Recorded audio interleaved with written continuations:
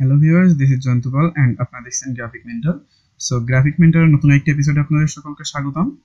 তো আজকে আমরা যে বিষয়টি নিয়ে কথা বলবো সেই বিষয়টি হচ্ছে কিভাবে খুব সহজেই ফটোশপ দিয়ে একটা স্ক্রিবল আর্ট পিকচার তৈরি করা যায়। সো স্ক্রিবল আর্ট পিকচারটা কি আসলে? সো চলুন আমরা একটু দেখে নিই। দেখেন এইখানে একটা ছবি আছে যার এক সাইড হচ্ছে অরিজিনাল যে পিকচারটা সেইটা, এবং ডান সাইডে হচ্ছে একটা স্কেচের মতো কিছু একটা আছে, অর্থাৎ পেন্সিল দিয়ে দাগালে তার উপর হচ্ছে ছবিটা আস্তে আস্তে ফুটে আসছে যেখানে দাগ হচ্ছে। সো এইটাই হচ্ছে স্ক্রিবল আর্ট। সো এইটা কিভাবে তৈরি করে এবং কিভাবে কি করা লাগে এটা করার জন্য, সো সেই বিষয়টাই আজকে আমরা দেখব। তো চলুন ভিউয়ার্স, কথা না বেরিয়ে শুরু করি আজকের video.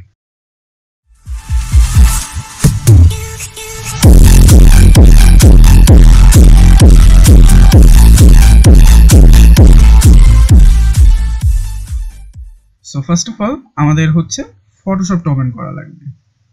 So Photoshop open already করা আছে আমার, এবং ছবিটাও ইম্পোর্ট করা আছে। সো আপনাদের যে অবজেক্টটা থাকবে, মেইন অবজেক্ট, সেটাকে আপনারা ফটোশপে ওপেন করে নেবেন। সো মেক শিওর করবেন ওপেন করার আগে যে আপনাদের ছবিটার ব্যাকগ্রাউন্ডটা নেই, ঠিক আছে? অথবা ব্যাকগ্রাউন্ড থাকলেও ব্যাকগ্রাউন্ডটা রিমুভ করে নিয়েছেন। সো কিভাবে ব্যাকগ্রাউন্ড রিমুভ করবেন এটা নিয়ে আমার চ্যানেলে অলরেডি একটা ভিডিও আছে। সো সেই ভিডিওটার লিংক আমি ডেসক্রিপশন বক্সে নিচে এবং উপর আই বাটনেও দিয়ে দিব। সো আপনারা চাইলে দেখে আসতে পারেন। সো দেখেন আমি হচ্ছে ছবিটাকে ফটোশপে ওপেন করছি। দেন একটা জিনিস আমাদের এনশিওর করতে হবে, দেখেন এইখানে অটো সিলেক্ট আর এইখানে শো ট্রান্সফর্ম কন্ট্রোলস, এই দুটো দেখাচ্ছে কিনা। সো এই দুইটা না দেখাইলে হবে কি, এটা হচ্ছে আপনি জাস্ট মাউস দিয়ে ক্লিক করে সিলেক্ট করতে পারবেন, এবং এই যে অপশনটা শো ট্রান্সফর্ম কন্ট্রোল, দেন হচ্ছে এইটার উপর ক্লিক দিলে দেখেন এই যে বক্সগুলো আসতেছে বা ঘরগুলো আসতেছে ছবির চারিপাশ দিয়ে, সো এইটা আসবে না, ঠিক আছে? এটা টিকমার্ক দেওয়া না থাকলে। সো এই দুইটা মেক শিওর করে নেবেন। দেন কি করবেন, দেখেন আমাদের ছবিটা হচ্ছে লাইট টোনের, দেন হচ্ছে আমাদের একটা ব্যাকগ্রাউন্ড নিতে হবে যেটা ডার্ক টোনের, এবং ছবিটা যদি ডার্ক টোনের হয় তাহলে ব্যাকগ্রাউন্ডটা নিতে হবে হোয়াইট টোন। আচ্ছা, সো এইবার আমরা হচ্ছে এইখানে একটা ডার্ক টোনের ব্যাকগ্রাউন্ড নিয়ে নিব। সো অতিরিক্ত ডার্ক নিব না। ওকে, পারফেক্ট। দেন হচ্ছে আমাদের এই যে মেইন অবজেক্টের লেয়ারটা আছে এইটার একটা কপি নিয়ে নেব। এটা আপনারা কন্ট্রোল জে অথবা হচ্ছে এইখানে ক্লিক করে নিতে পারেন। সো এইখানে কন্ট্রোল জে দিলে তো জাস্ট কপি হয়ে যাবে, এবং এই লেয়ারটাকে টেনে এনে যদি এই যে ডিলিটের আইকনের পাশে যে অপশনটা আছে এইটার উপর ছেড়ে দেন তাহলে হচ্ছে আমাদের নতুন একটা কপি হয়ে যাবে লেয়ারটা। ওকে, দেন হচ্ছে আমাদের দেখেন এইটা আর এইটা দুটোই কিন্তু ফুলফিল অবস্থায় আছে, বাট আমাদের দরকার কি, এক সাইড আমাদের ভালো দরকার, এক সাইড হচ্ছে আমাদের ব্ল্যাক দরকার, যেটা আমরা স্কেচ করে আনতে পারি। সো দেখেন আমরা হচ্ছে এই যে নিচের লেয়ারটা, এই লেয়ারটা রাখবো বাম সাইডের টুকু, আর এই যে উপরের লেয়ারটা এইটা রাখবো ডান সাইডের টুকু। সো আমরা হচ্ছে আগে বাম সাইডের লেয়ারটা ফিক্স করি, তারপরে হচ্ছে ডান সাইডেরটা করবো। সো আমি উপরেরটা অফ করে দিলাম, অফ করে হচ্ছে এটাকে লক করে দিলাম যাতে কোনো কাজ এটার উপর না হয়। সো দ্বিতীয় লেয়ারটা আমাদের হচ্ছে ইয়া আছে, অ্যাক্টিভ আছে। সো দ্বিতীয় লেয়ারটাকে আমরা কাজ করব। দেন হচ্ছে এই যে লেয়ারটা আছে এই লেয়ারটাকে এতটুকু আমরা রাখবো, এবং ডান সাইডের যে অংশটুকু আছে অর্ধেক, এই অর্ধেক অংশটুকুকে আমরা ইরেজ করে দিব। ওকে, সো আমি একটা মার্কি টুল নিচ্ছি, দেন হচ্ছে আমি ডান সাইডের টুকু রাখবো আর বাম সাইডের টুকু মুছে দেবো। সো এইখান থেকে আমি জাস্ট সিলেক্ট করলাম, সিলেক্ট করে মাঝখানে কতটুকু আসে আমি সেইটা দেখবো। দেন হচ্ছে ওকে, সো দেখেন আমরা ডান সাইডের টুকু অলরেডি রিমুভ করছি, এবার হচ্ছে আমরা বাম সাইডের টুকুতে কাজ করব। সো বাম সাইডের টুকুতে কাজ করার জন্য আমরা ডান সাইডের টুকু যেমন সিলেক্ট করছিলাম, দেন হচ্ছে বাম সাইডের সেম পজিশনে যতটুকু আছে সেইটুকু রিমুভ করা লাগবে, বাট এটা উপরের লেয়ারে। সো আমরা এইটা হচ্ছে লক করব যেটার উপর আমাদের কাজ নেই। দেন হচ্ছে উপরটা সিলেক্ট করে এইটাকে ভিজিবল করব, এবং হচ্ছে নিচেরটাকে ভিজিবল রাখবো না। দেন হচ্ছে এইটার লকটা উঠাই দিব। ওকে, দেন হচ্ছে আমরা এইটাকে এই সাইডে সেম পজিশনে নিয়ে যাব, ঠিক আছে? সো এইটাকে কিভাবে করব আমরা, এইটা হচ্ছে জাস্ট সিম্পলি দেখেন এইখানে সিলেক্ট নামে একটা অপশন আছে, এইখান থেকে ইনভার্স অথবা শিফট কন্ট্রোল আই দিলে দেখেন সেম পজিশনে বাম সাইডের টুকু হয়ে গেছে।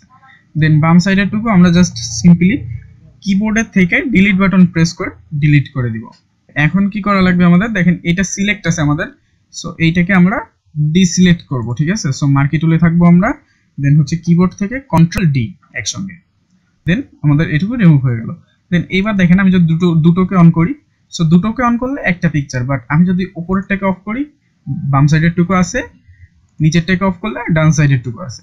সো এইটা হচ্ছে আমাদের ডান সাইডের পার্ট, এটা বাম সাইডের পার্ট। বাম সাইডের পার্টে আমাদের কোনো কাজ নেই, সো আমরা ডান সাইডের পার্টটা নিয়ে একটু কাজ করব। দেন হচ্ছে আমাদের কি করা লাগবে, এইটুকু টোটাল মুছে ফেলা লাগবে ডান সাইডের টুকু। সো কিভাবে করব আমরা জাস্ট সিম্পলি একটা মাস্ক নিব। মাস্ক নিয়ে দেখেন মাস্কটা আমাদের নিছি, বাট কিচ্ছু হয় নাই আমাদের।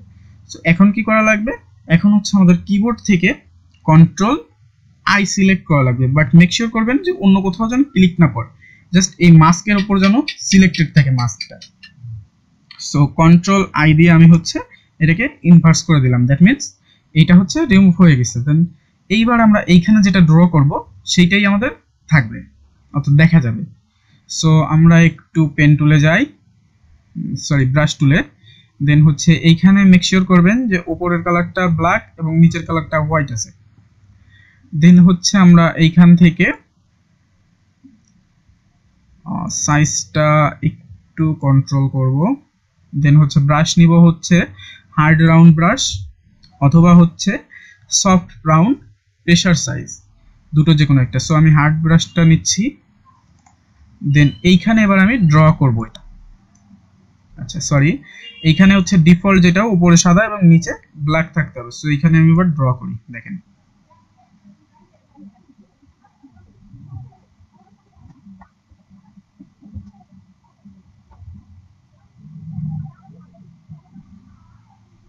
সো আমি কিন্তু মাউসের কন্ট্রোলটা ছাড়ি নাই, মাউসের লেফট বাটনে ক্লিক করে জাস্ট এটাকে হচ্ছে এটার উপর দিয়ে ঘোরাচ্ছি, বাট মেক শিওর রাখবেন যে এইখানে যেন মাস্ক সিলেক্ট থাকে, এইটা যেন আমাদের যে অবজেক্টের যে আইকনটা আছে এইটাই যেন সিলেক্ট না থাকে, ঠিক আছে, মাস্ক সিলেক্ট থাকতে হবে, এইটা মেক শিওর করবেন। Okay, then I think perfect. Okay, so এইটাই ছিল আজকের বিষয়টা, যে কিভাবে আমাদের স্ক্র্যাচেবল আর্ট তৈরি করা যায় ফটোশপ দিয়ে। সো এইটা আমরা ইলাস্ট্রেটরে করলে অবশ্য আরো সহজেই পারতাম। সো ইলাস্ট্রেটরের পার্টটাও আসবে নেক্সট ডে অথবা 2-1 দিনের ভেতরেই আমরা ইলাস্ট্রেটরের পার্টটাও দেখে নিব। সো ভিউয়ার্স, আজকের ভিডিওটা এই পর্যন্তই ছিল।